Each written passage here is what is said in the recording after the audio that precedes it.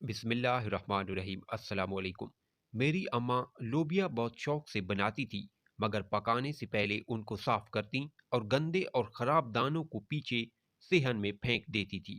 सिर्फ अच्छे दानों को पकाती थी, मगर जैसे ही बारिश आती, ये गंदे और ख़राब दाने बीज बन जाते और फूट पड़ते थे और सेहन हरियाली से भर जाता था।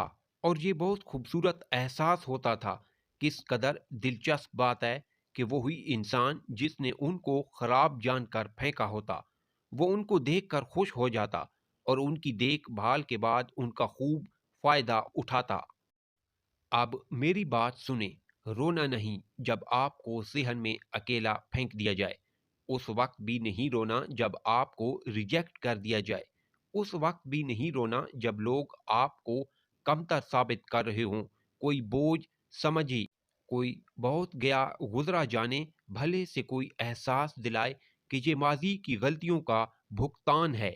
घबराना नहीं है, बारिश आएगी, सब्र करने वालों के लिए अजर है और ये अल्लाह पाक का वादा है। याद रखना, वो लोग जिन्होंने आपका इनकार किया था, वो आपको बुलाने आएंगे। अल्लाह पाक अपने बंदों से बहुत मोहब्बत करता है, वो रहमत करेगा। बस उससे जुड़े रहना। अनकरीब सब देख लेंगे आप किस कदर कीमती और अनमोल थे। मुश्किल में खुद को संभालिए और दूसरों का सहारा बनने की कोशिश करें। अगर आप मेरे चैनल पर न्यू हैं तो प्लीज़ चैनल को सब्सक्राइब ज़रूर करें।